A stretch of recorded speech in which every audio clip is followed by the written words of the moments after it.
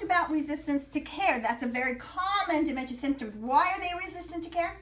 They don't think they need it. They don't think they need it. That is a physical kind of a syndrome that happens. They honestly believe that they're normal most of the time. Now, I have had, for example, I had a couple who came to a training at a memory care. And when I do trainings for family caregivers, I ask that they not bring their loved one with dementia for obvious reasons. This is way too much information for them. Okay, it gets them upset. But sometimes a caregiver will bring their loved one, especially if it's mild dementia. Okay, so if they're just showing symptoms. So in comes this couple, wonderful elderly couple, and I could see when they walked in, he was the caregiver and she had dementia. I could tell because she was holding his arm like this, and she had that confused look on her face, and she was shuffling, and I went, uh-oh. But they were already there. They sat in the front, and I said, well, I hope this doesn't upset her. She listened to the whole presentation, very intent. And afterwards, she walked up to me, and this screen happened to be on there, and she came up and she said, you know, and her husband was right behind her. She said, you know, my doctor says I have Alzheimer's. He told me that 2 weeks ago. And her husband was right behind her and said, it was 2 years ago, honey. No, it wasn't. It was 2 weeks ago. She just rolled her eyes. She said, but I don't have any of these. And her husband behind her said, you have every one. It's so sad because they don't see it.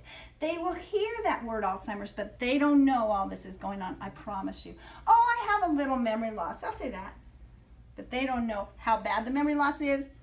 They don't know all these other things, okay? So we see resistance to care because they really believe they're normal. And part of that is because there is still so much cheese that they access, it still feels normal to them. It doesn't feel any different, okay? And then those holes get bigger and bigger. However, the difficulty processing and inability to learn is our biggest challenge because we have to access so much normal brain function to process life, let alone the small details that a caregiver is going to try and give somebody with dementia. So what I really want you to understand is that these holes are going to get bigger and bigger, and they're going to lose more and more ability to process, which makes this whole list worse. Even memory loss. Even if they go to access a memory, they can't process it, so it doesn't mean anything to them. Okay? Even if they access a memory, they can't process what it is. Even if they hear, they can't process, even if they see. So, an important part of this is that the loss of ability to process information, understand the world around them, is what causes the common dementious behaviors of anxiety and aggressiveness, agitation, anger, confusion, combativeness. I get calls from memory care all over the United States, and they'll say, Mrs. Dementia Whisperer, Mr. Smith just hit one of our caregivers. And I'll say, what did the caregiver try and tell him right before? Almost always there is that answer. Well, it was his shower day, and they were telling him, and I go, yeah. So we're going to talk about that, but I want you to understand it is because their brain is out of order, their thinker's broken. And every time we give them information, we reason with them, we give them facts, we ask them questions, we give them options. Every single time we do that, we try and make them think. Every time we try and make them think, they get anxious because we can't reason with them about why. So we have to forget all of that. We do not give them too much information. And it is common information that we are used to giving somebody with a normal brain. But I also want you to understand the emotions and the feelings we are born with remain. They do not lose that in their dementia. They still feel. They just can no longer process what it is they're feeling or what to do about it. So, I'm going to show you right now that I can make you anxious, aggressive. I can even make it escalate into combativeness if I overload you with too much information that you can't process, even with a normal brain. But I want you to realize that you have to process what it is you hear and then process how that is making you feel. Now, a baby, an infant, is born with feelings and emotions. For example, they're born with the feelings of pain and joy and happiness and sadness and hunger, but they're not born with the ability to process what it is they're feeling and what to do about it. We have to do that for them. They learn to process it later. That's what we teach. So, an infant is born, they have a feeling, let's just say they're feeling hungry. They have a behavior to let you know that they're feeling something, but they do not at that time know that it's hunger. They don't know whether it's pain, joy, they're tired, they're hungry, but they feel and they have a behavior. What's that behavior? Cry. They cry. They're communicating that something's going on, they need your help. So, we go through a process of elimination as their parent. They're not tired, they don't need to be changed, they're not scared, they're not any other emotions, but it's 2 o'clock, it's time for their bottle, so we demise they must be crying because they're feeling hungry. So then we take action and do what? Feed them. We don't discuss or give them options or ask them questions because they can't process that. How would it make that baby feel? That baby's crying, it's 2 o'clock, time for their bottle, and we walk up to him and say, would you like the pink bottle or the blue bottle today?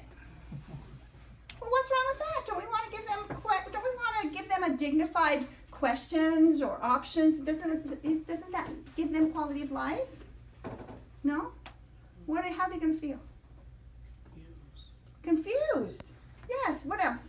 You're going to cry louder. Yes, because they're still going to be hungry. You're not helping them. Is that going to scare them, do you think? Are they going to feel safe and cared for? No. But because they can't process our words, it's not going to help them. We must take positive action because they have not learned to process it. Later they will learn. I'm hungry, I want peanut butter and jelly sandwich. And then you can then offer options. Would you like grape jelly or strawberry jelly? That's how you start to process with questions and options. But they have to learn how to do that first. But they still feel hungry. So we feed them. It is exactly the opposite with somebody with dementia. They're unlearning all of that. Okay? So, no questions, no options. We can't do that because this is what it makes them feel like. Imagine you were told to come here for this training today. You're going to hear the world famous dementia whisperer. I get this great introduction, and from beginning to end, I give the whole presentation like this. Blah, blah, blah, blah, blah, blah, blah, blah, blah, blah, blah, blah. Now y'all hear that, right? Can you process it? Does it mean anything to you? Well, in the first couple of minutes, you might access your hostess cheese. After all, you're going to be polite, right? You might just kind of go, what? You might lean over to the person next to you and go, what did she say? If I saw you do that, that is the universal sign that you cannot hear me. So I will give it to you louder because I don't realize that you can't process it. I might just think you can't hear me. So I say blah, blah, blah, blah, blah, blah, blah, blah. Now how are you feeling? Does that help you to process?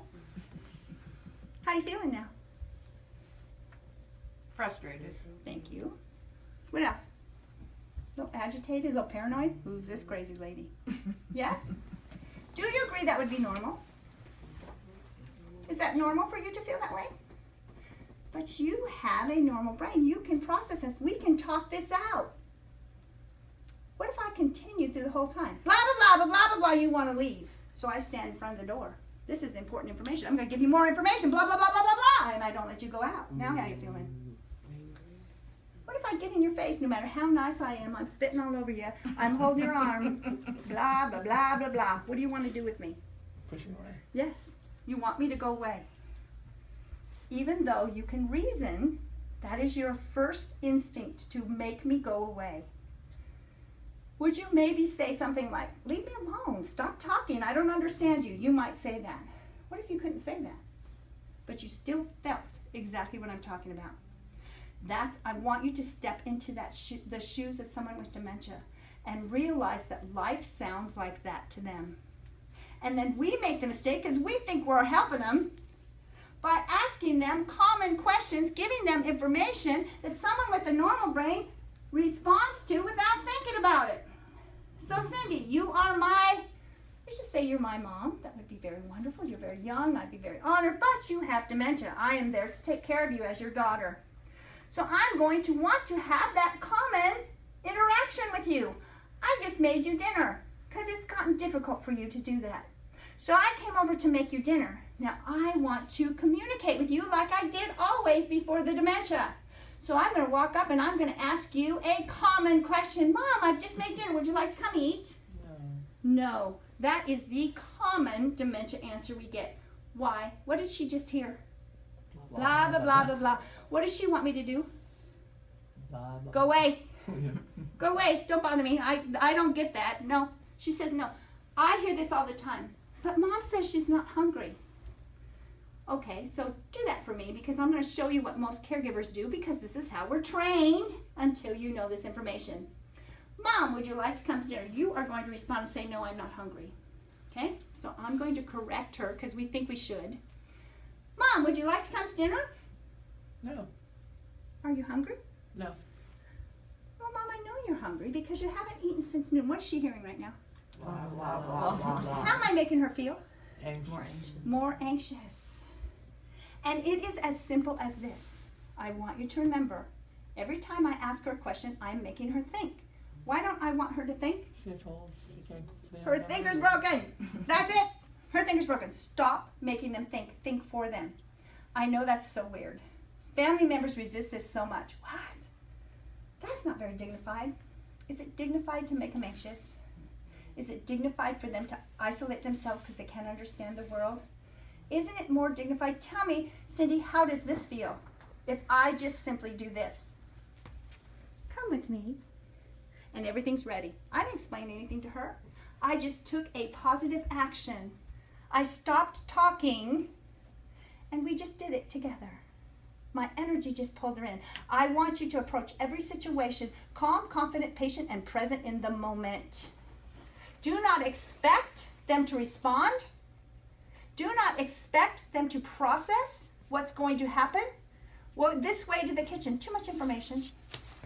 Just think for them. So let's talk about some other things that you are going to see because everything we do, we ask questions and give options. That's how we're trained. I see this on memory care floors all the time. These poor folks that we send out to take care of 15, 20, 30 people with dementia, and they are walking up and saying, it's dinner time, Cindy, it's dinner time. Would you like to come to dinner? And they're down in their face and that person's going, what? No. And then that caregiver feels like a failure because they're not properly armed with the correct way to approach this person and they accidentally give them too much information and they resist. It is that simple. Maya Angelou wrote a beautiful poem. She didn't know she wrote it for somebody with dementia, but she did. Because the 3 lines say, people will forget what you said, people will forget what you did, but they will never forget how you made them feel. And how do we make them feel when we give them too much information, when we ask them questions, when we give them options? A normal brain, that is great, but a broken brain, that doesn't work. So, let's talk about, we don't ask questions or give options. We take action instead of talking or reasoning. We stay calm, confident, patient, and present in the moment. We take time to just be, and we don't expect to stop, change, or fix dementia symptoms or behaviors because they're losing the ability to do all of that. So we relax, we breathe, and we smile. So I'm going to give you some scenarios so that we can talk about how we're going to do this. Let's just imagine that you are on the front line, you're working in the office, and a caregiver daughter calls you with this scenario.